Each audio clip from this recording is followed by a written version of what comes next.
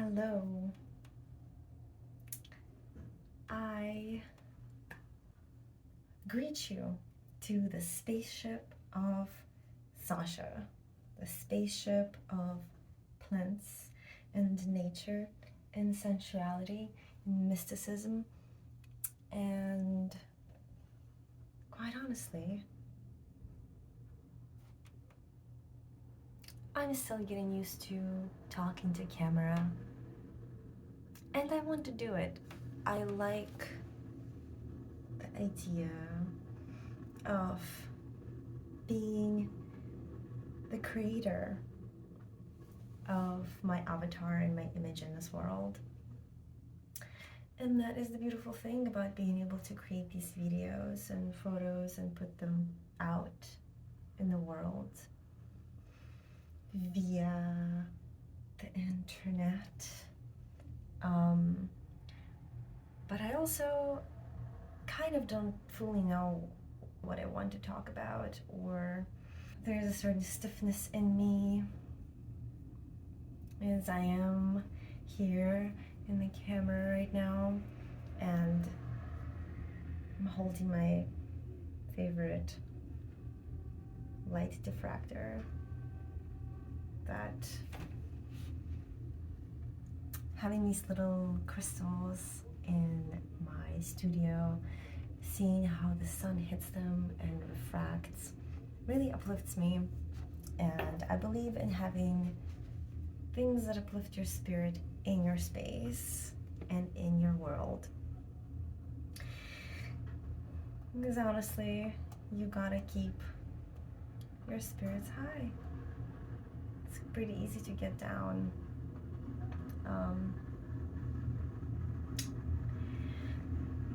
I'm kind of trying to continue my drawing practice.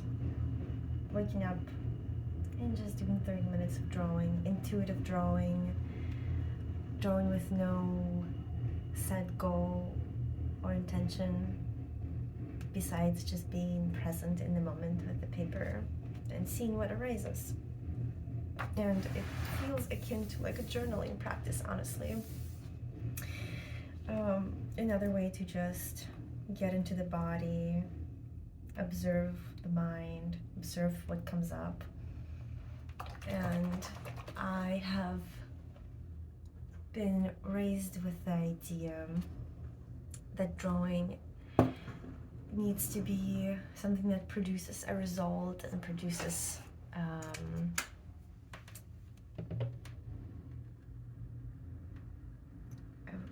piece that you look at and you put it either in the world, or you look at it and you judge it and you think how you can improve upon it and blah blah blah.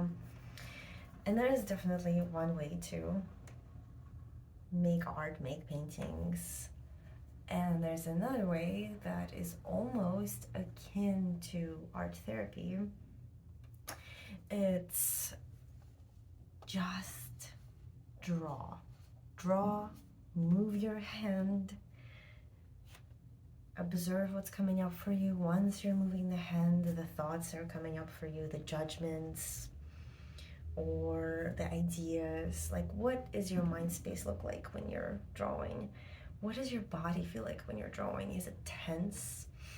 Or do you feel the flow and the joy? Or do you feel like a certain restriction coming up?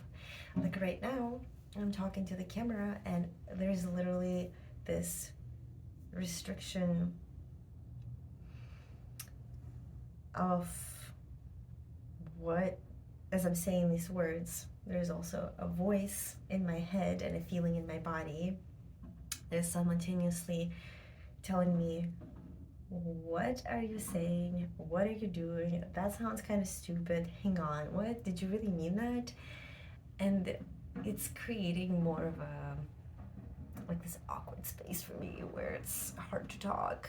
So the best thing that I found through painting and also through dance, another one of my favorite practices, is when you're feeling this stuck, you just gotta do something really silly and big to just like push through that clog. So as I'm talking right now, what's gonna help me open up is being silly and saying silly things and being like, oh, well, blah, blah, blah, blah, blah.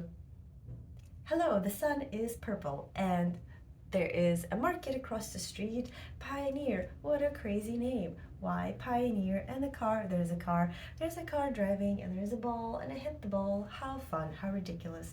This is ridiculous. Life is ridiculous. And now I feel a little bit more comfortable.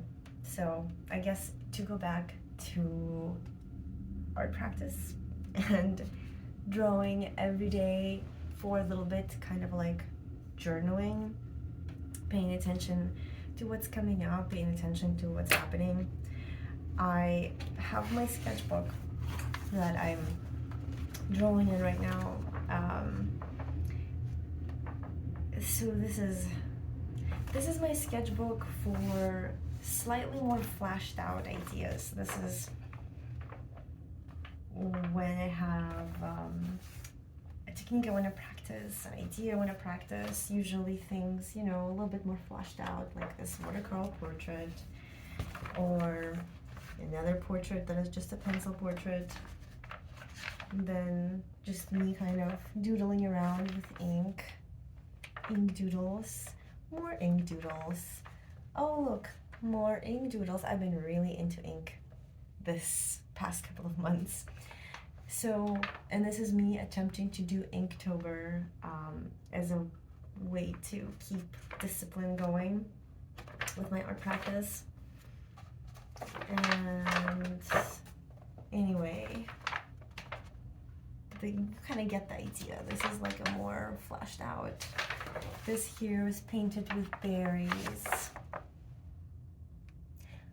Maybe I can do like a sketchbook tour or something.